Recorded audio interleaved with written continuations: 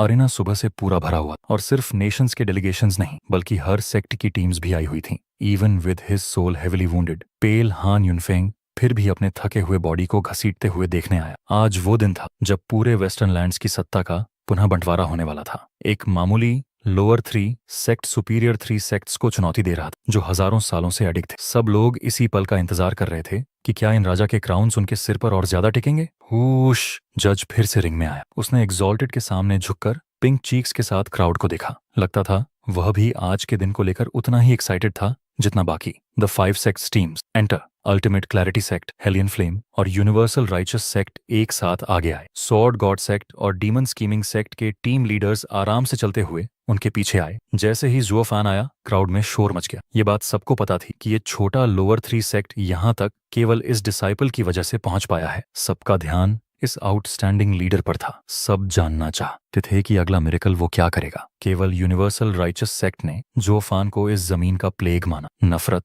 और थोड़ी सी डर के साथ। जज ने ठंडी नजरें सब पर डाली और भले ही सबको पता था फिर भी उसे प्रोग्राम फॉलो करना था। सॉर्ड गॉड सेक्ट के डिसाइपल्स, क्या आप सुपीरियर 3 सेक्ट्स को चैलेंज करना चाहते हैं? ऑफ कोर्स, वेंताओ ने जोश से कहा। जज ने सिर हिलाया। सच वैलर, ये क्लियरली डैमेज सोल्स हैं, फिर भी लड़ने आए हैं। ये हैं सच्चे सॉर्ड गॉड सेक्ट के डिसाइपल्स। जज ने ज़ुओफान से कहा। डीमन स्कीमिंग सेक्ट के डिसाइपल्स, क्या आप सुपीरियर 3 सेक्ट्स को चैलेंज करते हैं? जज की आवाज हर किसी के कानों में गूंज रही थी। अब सबकी निगाहें ज़ुओफान पर थीं, उसके जवाब के लिए इंतजार में। ज़ुओफान ने कुछ बोला, फिर येलेन को देखा और चिल्लाया, ये तो ऑब्वियस है क्योंकि मैं यहाँ सबसे ताकतवर हूँ। क्राउड में हंगामा हो गया। ज़ुओफान का वादा सिर्फ कॉन्फिडेंस नहीं था, सब उसके शब्दों से हिल गए। हम जानते हैं कि तुम वाकई टफ हो, लेकिन तुम्हें अभी और भी बहुत कुछ करना है सबसे स्ट्रांग बनने के लिए। भूलना मत, यहाँ वेस्टर्न लैंड्स का बेस्ट टैलेंट वू चिंग्क्यू भी है। अगर उसे इग्नोर भी कर दें तो येलिन भी है जो आगे बढ़ रहा है। दोनों ने अभी तक सही में लड़ाई नहीं की थी, लेकिन जो दिखा वह देखकर सबको लगा येलिन किसी भी तरह ज़ुओफान से कम नहीं है। इतना बोल्ड स्टेटमेंट करने की तुम्हें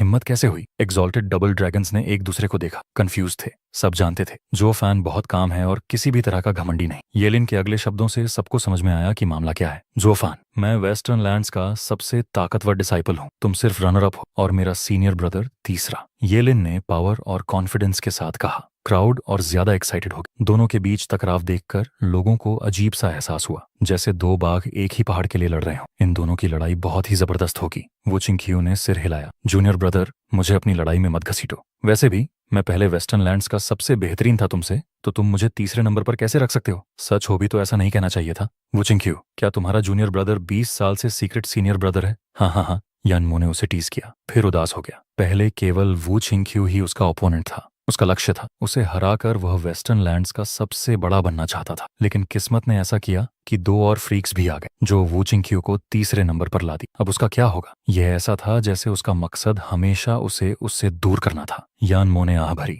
उतना ही डिप्रेस्ड महसूस करते हुए जितना वू चिंग्क्यू। सिर्फ जाओ देजू की पलकें ट्विच कर रही थीं, भरी हुई नफरत से, जबकि दोनों आमने सामने थे। सुपीरियर 3 सेक्ट्स की चैलेंज स्टेज अपनी क्रम से चल रही थी। तुमने अभी तक यूनिवर्सल राइचस सेक्ट को पार नहीं किया और तुम केवल अल्टीमेट क्लैरिटी सेक्ट के उस छोटे से लड़के की बात करते हो। क्या तुम हमें कम समझते हो? तुम बहुत झुंझलाहट वाले हो। बस देखो ज़ुओफान, जाओ देजू ने नफरत से घूरते हुए कहा। उसकी आंखों में ठंडी चमक थी। प्रतिद्वंद्वी ही विजेता को तय करते हैं। एग्जॉल्टेड हेरान ने एग्जॉल्टेड बाय मे को देखा और हंसा। हाँ हाँ, ज़ुओफान समझदार है। वह अपने असली ओपोनेंट से पहले बेपरवाह नहीं है। जीत हो या हार, दिल में कॉन्फिडेंस होना जरूरी है, वरना लड़ाई शुरू होने से पहले ही हार होगी। ज़ुओफान का स्ट्रॉन्गेस्ट होने का ऐलान उसने सभी रास्ते बंद कर दिए। अब जल्दी ही दोनों अपनी पूरी ताकत दिखाएंगे। ये लड़ाई देखने लायक होगी। एग्जॉल्टेड बाय में खुश था, भीड़ से ज्यादा उत्साहित हूँ। जज ज़ुओफान और ये लिन के बीच खड़ा हुआ, उनके बीच की स्पार्क्स को काटते हुए ज़ुओफान को देखा, फिर ये लिन को। जज ने हफ किया। तुम दोनों किस बात को घूर रहे हो? लड़ाई के लिए अभी बहुत जल्दी है। तुम्हें अपना मौका जल्दी ही मिलेगा। इतनी जल्दी क्यों?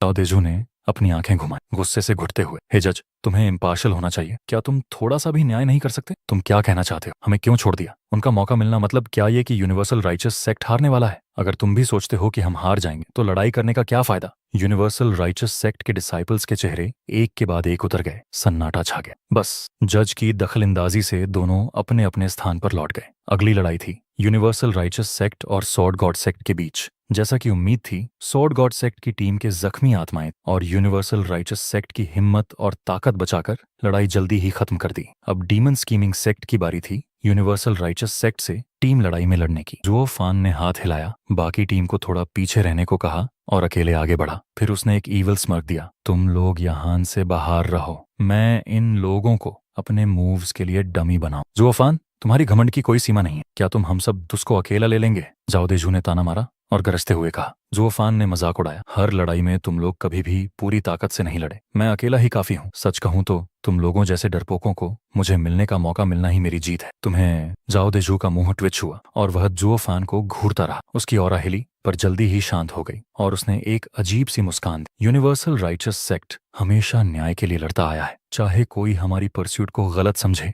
उससे फर्क नहीं पड़ता। जब तक हम तुम राक्षसों को सुपीरियर 3 सेक्स में जाने से रोक सकते हैं, हम राक्षसी रास्ते को बढ़ने नहीं देंगे। हम मौत के सामने भी नहीं झुकेंगे। हम हिम्मत नहीं हारेंगे। तुम कहते हो कि हमने पूरी ताकत से नहीं लड़ा। ठीक है, अब हम अपनी पूरी ताकत तुम्हें दिखाएंगे राक्षस। अगर और लोग भी शामिल हुए तो कोई फर्क नहीं पड़ता। हमें सिर्फ मुख्य बुराई से निपटना है। जाओदेजू ने चिन्ह बनाया और चार्ज किया। 10 मैन सील, सोल चेन अरे। बाकी 9 डिसाइपल्स भी सर्कल में जुओफान के चारों ओर खड़े हो गए और अपने अपने चिन्ह बनाए। उसी वक्त हवा तेज हो गई और जंजीरों की खड़खड़ाहट सुनाई दी। हर डिसाइपल से अस्पष्ट जंजीरें निकली जो आपस में जुड़कर एक कड़ी घेरा बना। एक अदृश्य बैरियर बन गया जिसने जुओफान और बाकी 10 लोगों को बाकी दुनिया से बंद कर दिया।